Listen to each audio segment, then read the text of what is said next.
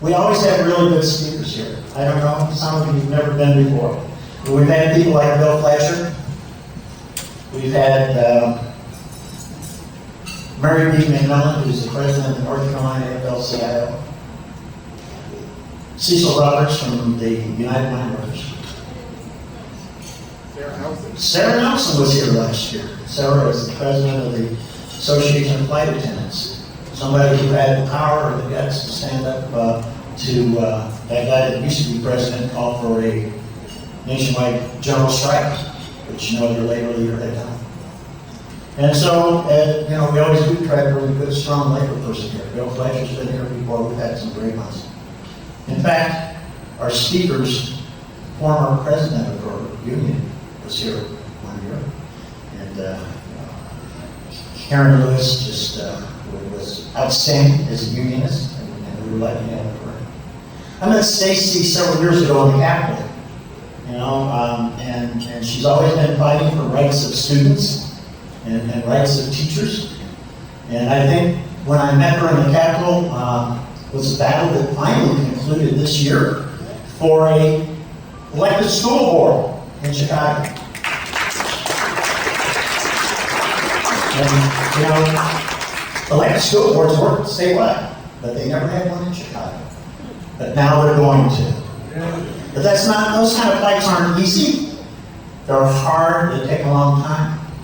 One of the things is, Stacy's not only involved in her union, but also in the Working Families Party, which is taking power from some of those that don't give power to the working people in Chicago, and involved in a whole bunch of other stuff. You can read her resume if you want. It's on the back or in your cover there. But I'm going to shut up and we're going to have Stacy use some really good words. Stacy?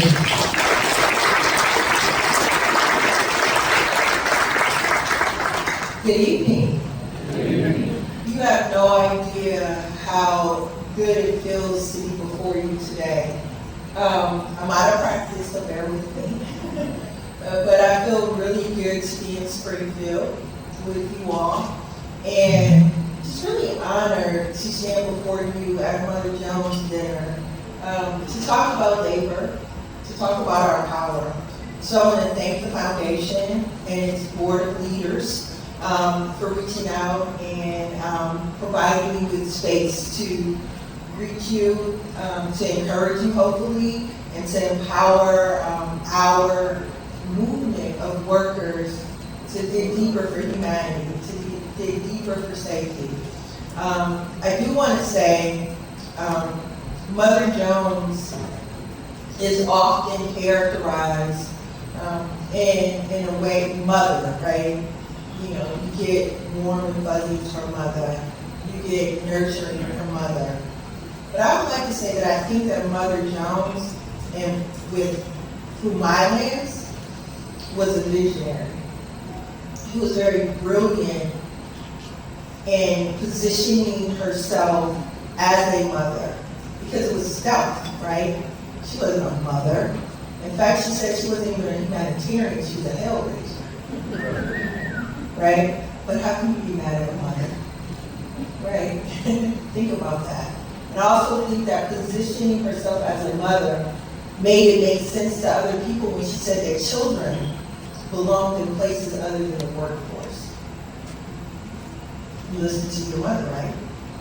So think about a woman leading in labor at the time when she led and using all of the tools that she had to transform our society. Not just labor, but our society. Our children are in schools now. Our children are in schools now. So give it up for Mother Jones.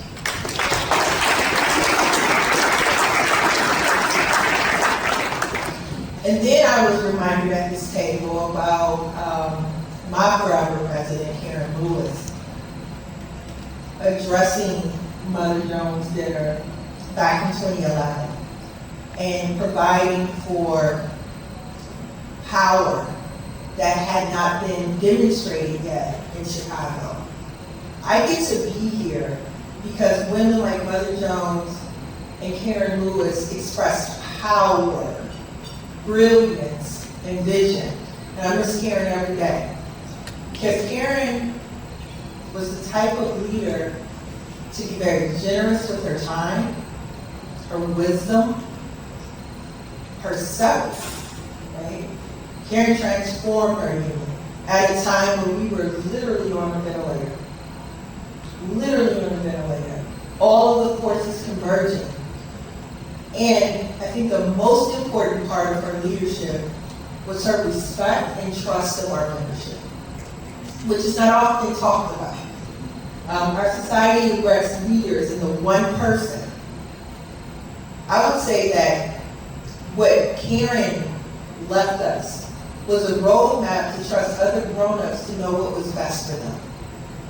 Was a roadmap to say that democracy in a union is the only way to transform your union thoroughly in a way in which you express power. I would also say one other thing that Karen helped usher in. This idea that union can't just be union for those who are in the workspace punching the clock, but that union is also our community. People who depend on workers and their fight for their wage, workers and their ability to secure the common good. Because that's what we do. We secure the common good. We set a standard. We embrace and amplify the necessity of love and humanity. That's what we get to do as labor, and we don't talk about that much, but I'm going to talk about it a little bit tonight. So first off, give yourselves a hand for being alive in this crazy world. And the crazy ain't over, y'all.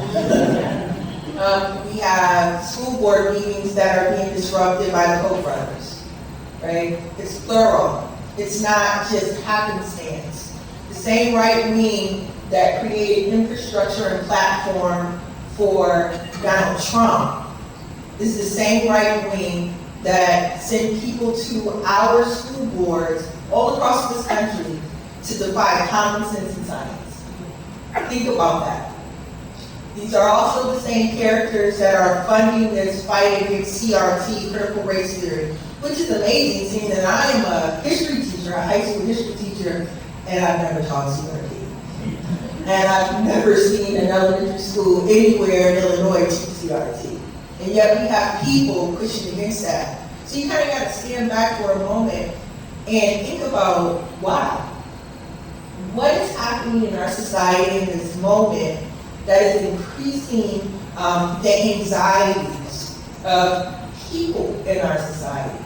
Well, I think that COVID has exacerbated, because it didn't just expose, it exacerbated the inequities, the inequalities that we've been dealing with for generations, which I would submit is tied very directly to the decline of private sector unionism, right? People deserve a living wage. People deserve affordable housing. People deserve to be safe in their communities. People deserve to walk their children to a well-resourced school down the street from their homes. That's what we deserve. And in large part, labor has played a very critical role in attempting to level the playing field to provide us with the security of the living wage, right? And in the 21st century, I'm going to say that labor has to up the ante. So we survived COVID. We have, many of us.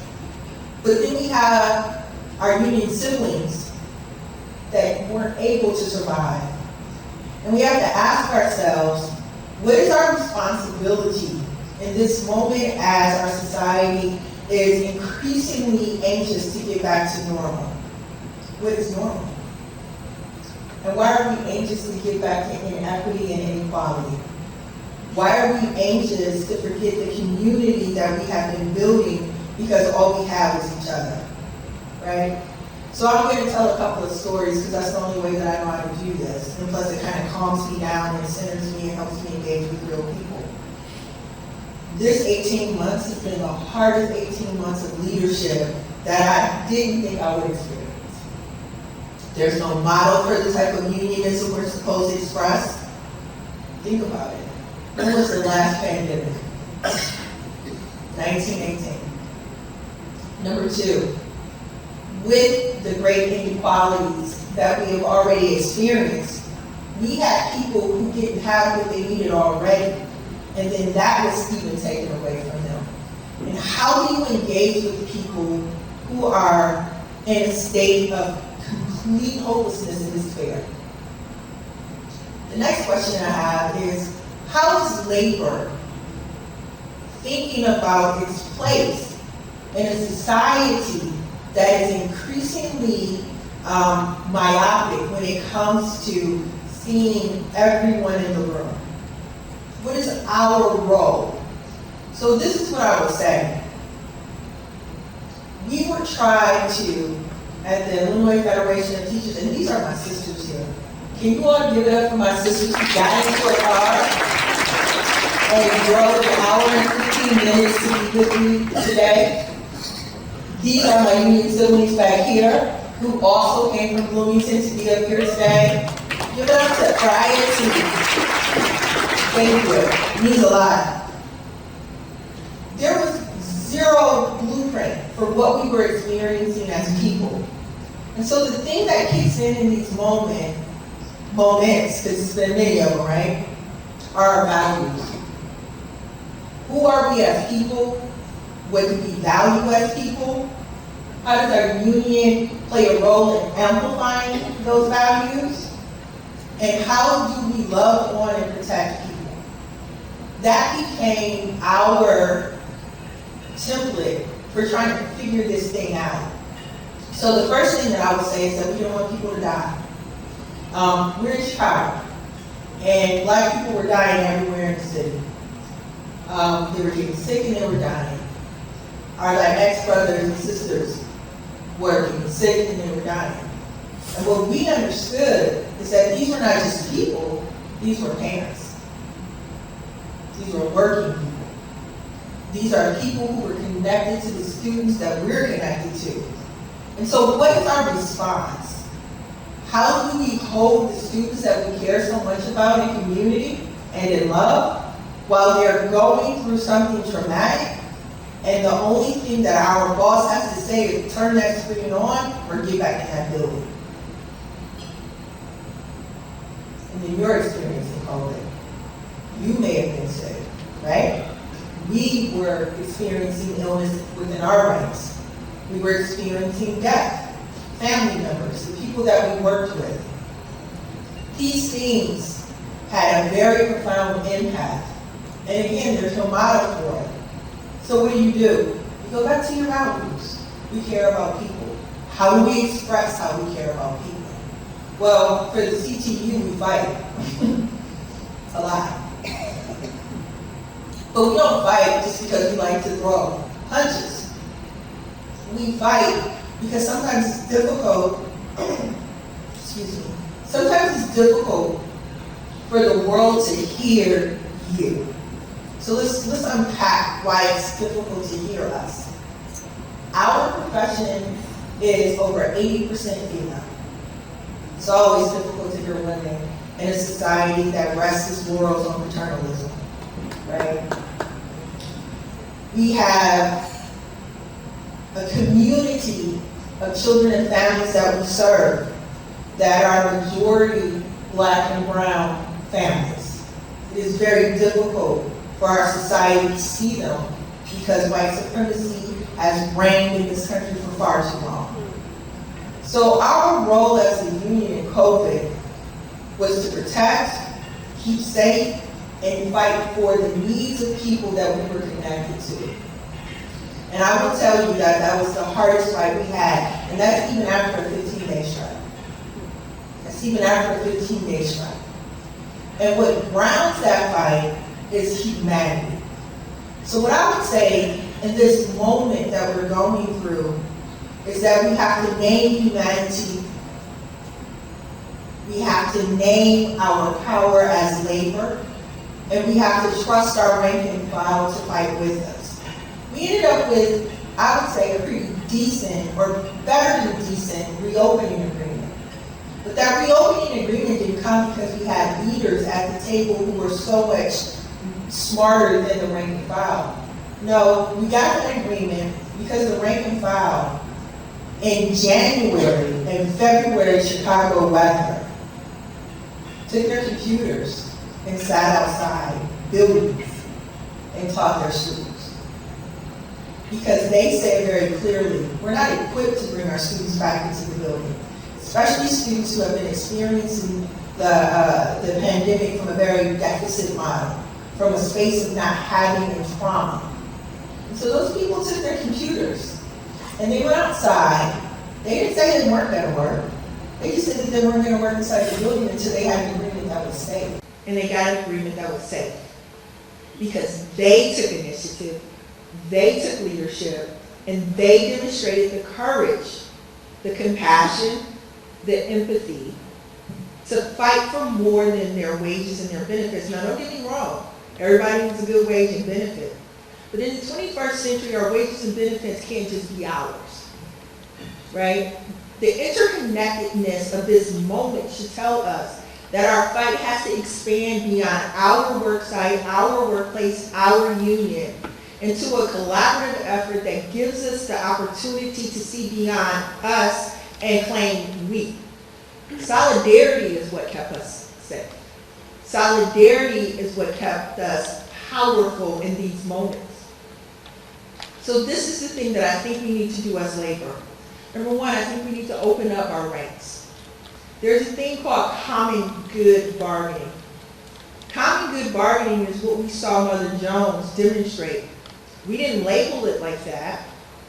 But when you say that my neighbor needs a fair wage because he lives next door to me, and when you see the kids walking down the street after getting off of a tough shift, a child, and say that that doesn't make sense because children are supposed to have a more supportive, resource experience in life. She's seeing beyond her immediate needs, and she's looking at the community and the different parts of the community, and she's calling out inequity and justice, and she's calling in justice and equity, collaboration and solidarity. So you change the perspective. And that's our work right now. Common good means that I just don't see myself and my sibling at work, but that I see our neighborhood. Our wages and benefits may mean something in our household, but how valuable is that wage or that benefit if the neighborhood has been robbed of resources? How beneficial is that wage and benefit if people don't feel safe in their spaces? How valuable is that wage and benefit if my union sibling leaves here and has a very negative experience in this country because of their melanated features? Union is expansive. I stand here because the women in my family were union members. I stand here because labor saw the benefit of civil rights. I stand here today because these women are leading their spaces and saying that we're just not here to vote for something or to they're the man in the room, but we're here to say that I am an educator, I am a mother, I am a wife, I am a citizen of this country, the city, the state, the county, and you have to not just hear me as an educator, as a worker, but you have to hear me in all of the many facets in which I exist in this world, and that means then I can fight for more than that wage or that benefit. So when you hear unionism say, hands off my uterus, that's exactly what they are supposed to be saying. When you hear a union saying, my lesbian sister deserves the same types of rights that anyone does, that's what my union is supposed to say. When my union says that Black trans women deserve to live without fear and violence, that's exactly what my union is supposed to say. Our union is our world. Our union has to stretch beyond the boundaries that have been imposed by people who already recognize our power. So let's talk about that part for a little bit. What other vehicle do we have in this country that provides us with people, resources, and power? Labor. The common man, the common woman, the common family has an opportunity to shape policy through our state legislature, our federal government, our local seats of government, because we have collected and pooled our resources. And when we don't have enough of those, we can get on the door and talk to voters. Or we can call them on the telephone. Or we can connect with our neighbor because that's where our power is. Labor, that's labor. And so our enemies know that, right? That's why you see all of the anti-labor laws from across the country being visited on every single state at the same time. This isn't a coordinated attack on the power that some of us don't know we even have. Labor is not your president or your vice president or your secretary and treasurer. Labor is all of the activists in this room, all the organizers in this room, and every rank and file member.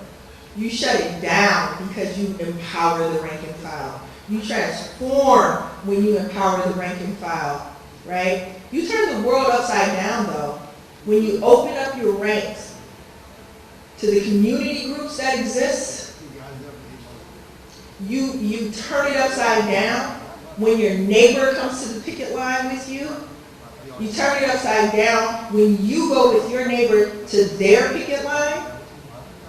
You turn it upside down when you stretch beyond the imaginary boundaries of our power. Our power is what keeps us safe.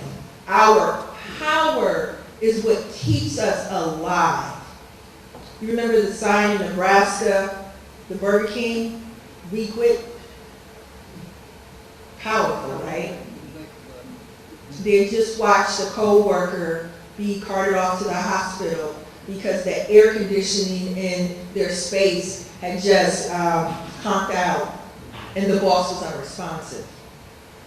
You get almost a 99% strike authorization vote at the John Deere company because those workers said, we stood up even when other people told us to go home and be safe. We came in here and we did the work. And now you want to take my retirement security away from me? Now you're telling me that healthcare is going to cost more? But I thought we were all in this together. You have healthcare workers in California and Oregon joining together to figure out how to put the boss in his place. Not just because they can flex, but because the availability of PPE depends on their ability to be coordinated and powerful together. Think about that. You got to fight for a face mask. And they're raking in money, dollars, influence, and we have to fight for a face mask.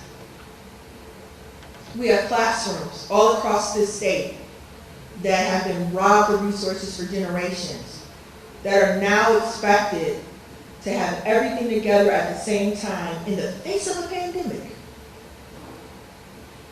How? How do we do that?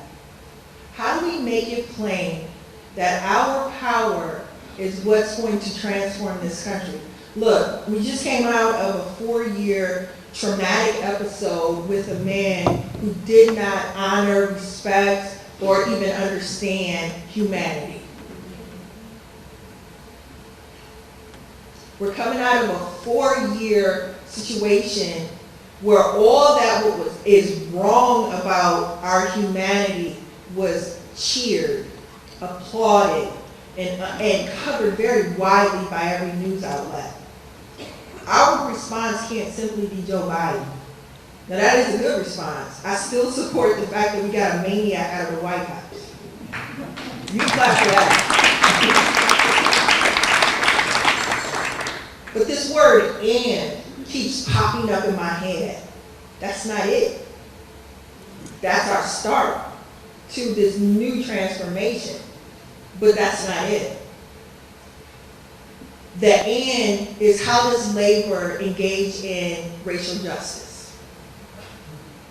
How do we see our melanated union siblings and fight for their humanity in the way that we fight for that race?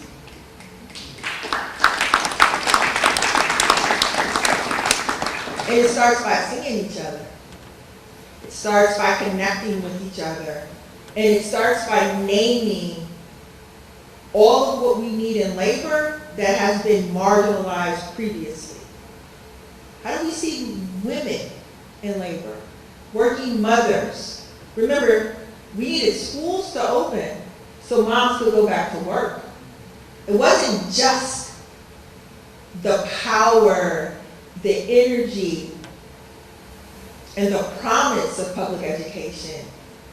It is also the fact that we don't have child care in this country that's worth 2 cents. You got that right. That is the fight for labor. If I'm a working mother, child care has to be a top priority. And as women are increasingly topping the statistics as workers, we gotta make that agenda a little bigger. And we gotta focus in on what our workers need, because it is different in the 21st century than it has been previously. And then we also gotta figure out community. So I'm saying here tonight that labor has to stretch. It's gotta stretch. We gotta get some layers, more layers, right? More layers to how we lead, how we transform. And I would submit to you today that our path to transformation begins with leadership trusting its membership. Yes. It begins with us bringing our membership in and giving them the power to organize and lead within our union. We have to build work sites that has power that can be demonstrated in the moment, not at the end of the grievance process. Right. And the only way you get that is if your labor union and your leadership provides support and resources to the rank and file.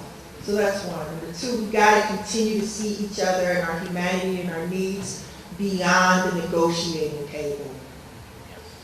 Members are not important only for a contract campaign. I'm going to say it again. Members are important beyond the contract campaign. We need our members to be united and in solidarity because the eviction moratorium has been lifted. And some of our members are going to get kicked out of their houses. What are we prepared to do? The eviction moratorium just ended. Some of our students and their families are going to get kicked out of their homes. What are we willing to do? How do we exercise that strong power in a contract campaign for the humanity of the people we're connected to? Those things will increasingly become important. Inequality is building. In order to marginalize inequality, increase our ability to see each other and to survive in this world, we're going to have to define and imagine labor as us. As us. And I want every activist in this room, every organizer in this room, be it an active member, be it a retired member. You go to a union meeting and you talk to your leadership about what it means to see the humanity of people. And then you begin to unpack for them what it looks like for us to organize for our collective survival. Your power is in solidarity. Your power is in loving humanity. Your values in the moment of great inequality have to lead. you can lead with love. That ain't just touchy or feely. Love is powerful. Love is what gets us over the hump. And so I encourage you to love each other. I encourage you to be bold. I encourage you to share leadership if you are leading in a union right now. And I encourage you to fight for our survival, to fight for our vision of true equity and equality. Thank you so much for coming out here tonight. Thank you for the opportunity to love on you a little bit and to encourage you to be bold. Thank you.